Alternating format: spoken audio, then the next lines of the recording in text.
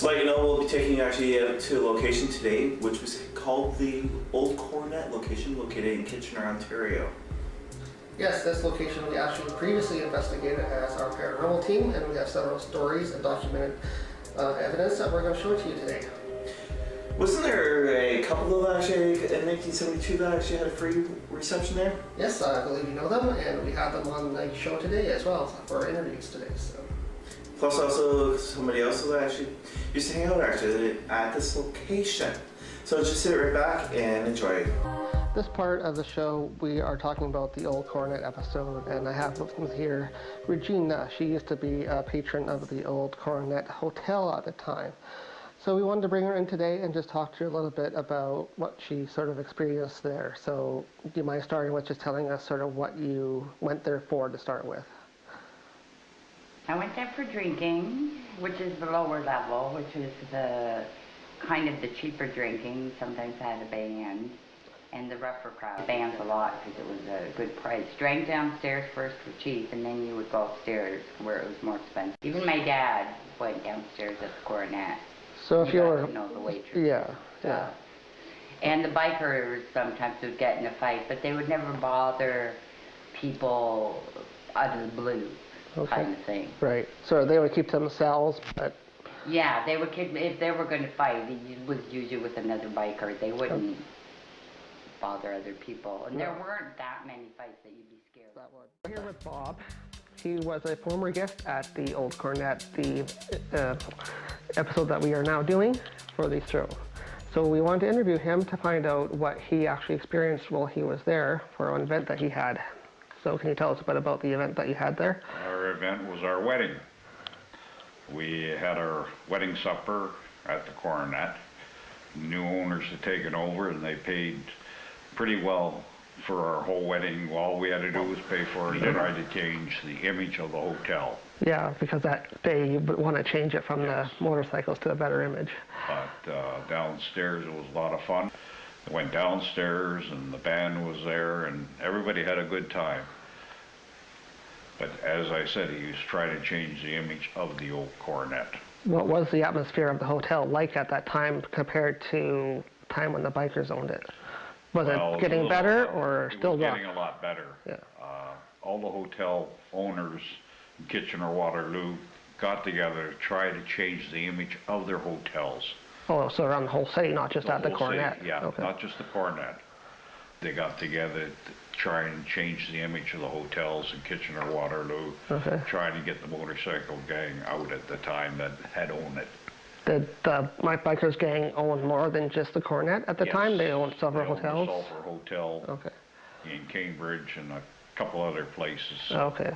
It'd be when anybody bikers got in owned trouble, they were out the door. There was no ands, ifs, or buts. Okay. So, but the whole group that ran it at the time, I thought was all right. Yeah. But I knew a couple of the bikers that did. Oh yeah. Attend there. Other areas as well as the hotel we've heard have paranormal activity related to a bouncer that may have once been in the hotel guarding some areas of the hotel. Do you ever remember a bouncer being in that area? The bouncer, she was 6'8". Oh, this was a woman bouncer. Oh, wow. Bouncer. And my daughter's godfather, he was with a group of people, and he tried to pick on her. Oh, yeah? And he said, boy, what a woman. She's strong. She was about 6'8", like I said, and I say close to 250 pounds. Oh, wow. And she was strong. Big. But they had, the reception was here, and you had to go up a flight of stairs to go to the small private bar room. Right, okay. That was for special club events and that's where it went. Actually, that is right where reports of the energy of a strong presence can be felt, and it's said the spirit of a bouncer is said to be at that spot on the second landing there by the washrooms that are nowadays. Yeah.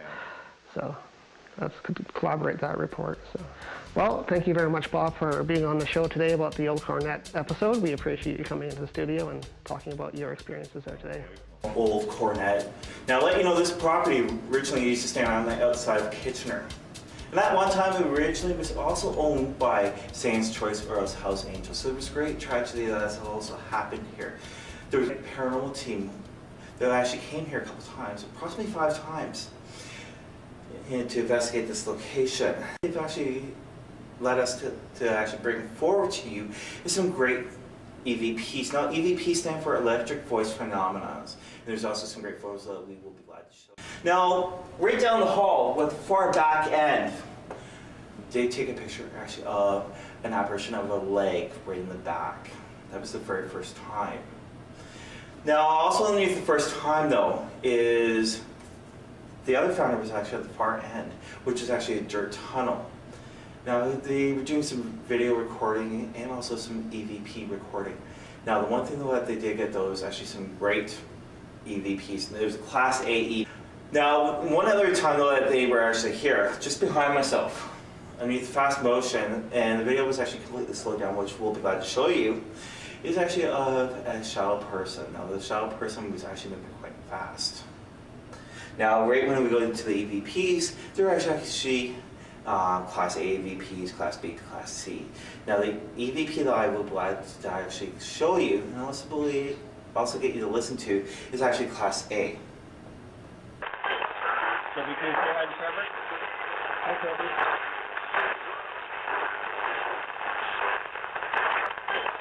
Toby, can you say hi to Trevor? Hi, Toby.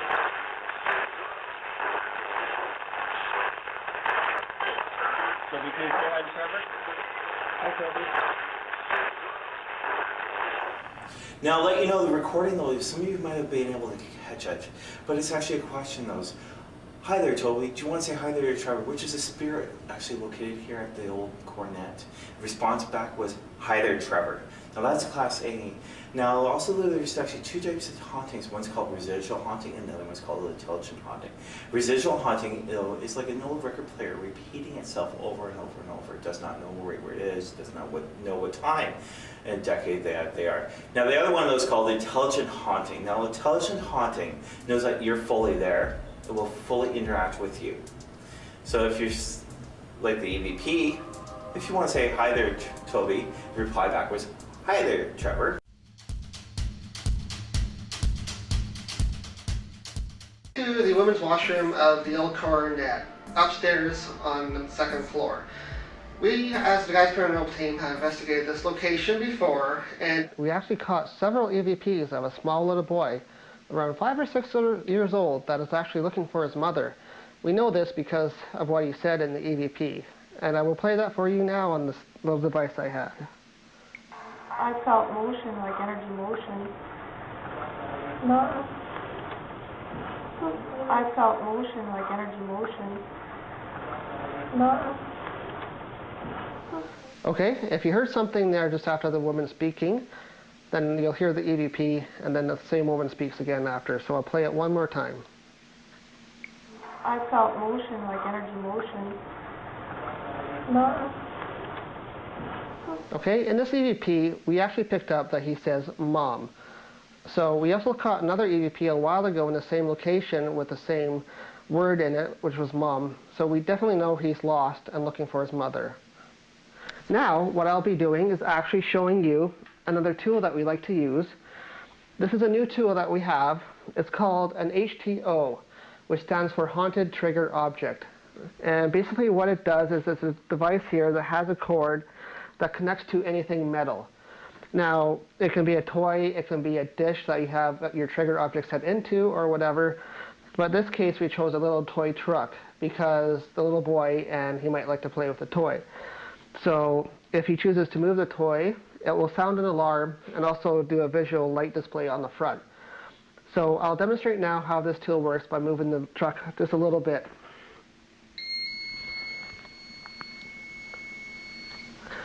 So as you saw, I just moved it very slightly, and what happened was lights went off and the alarm sounded. So you could either have a video camera set up in the room with this device, or a tape recorder, or whatever, or digital recorder, and it will catch the lights or catch the alarm that plays, and then you know a spirit could have moved that because nobody else was in the room at the time. So I guess some of you were actually told by Trevor about some of the spirits that are actually here within inside the old Cornet location.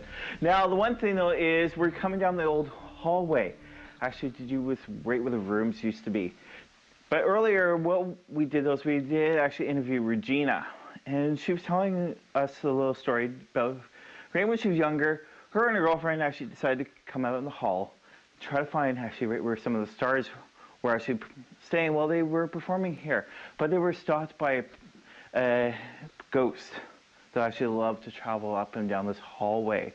They didn't know at the time, but with us here, we were able to capture some photos and also have some people that were with us back a couple of years ago actually indicate to us so that there is actually some spirits coming up and down the hallway. Now, the one thing though is I will be actually showing you a little secret just very shortly to do with how some of the rooms were situated actually for the old Cornet actually upstairs. But just around the corner, I'm going to actually show you just a little trick, even a little gadget that most ghost teams actually do have. What you can see behind me though is actually some green lights. Now I'll let you know what that green light though is sourcing. It's actually a grid. It's called a laser grid. The thing looks like a pen, roughly the same size as a pen. But what it does is those actually shoots out a wall of laser that's actually into the grid. Now if anything does form actually past it, what it will do though, it will actually create a blockage area, or else it will block out the actual light. So there is a little room that's down here, down this little hall. Now in the past though, we've actually been down here actually with the Frank box / spirit box, which was created in 1986 by the creator. His name was Frank. And what it does though is it creates white noise for the spirits to be able to communicate through. Scans through the radio channels. Most radio channels, you know, will actually stop at stations. Now the Frank box does not stop actually. It will continuously flow through creating white noise. Now the one little thing though is with this door down here, if you knock on it with the Frank box and say, housekeeping, what you will get at times though is actually some foul language coming through the Frank box. Now I'll clean up the foul language for you, and the foul language basically means please leave or else get lost.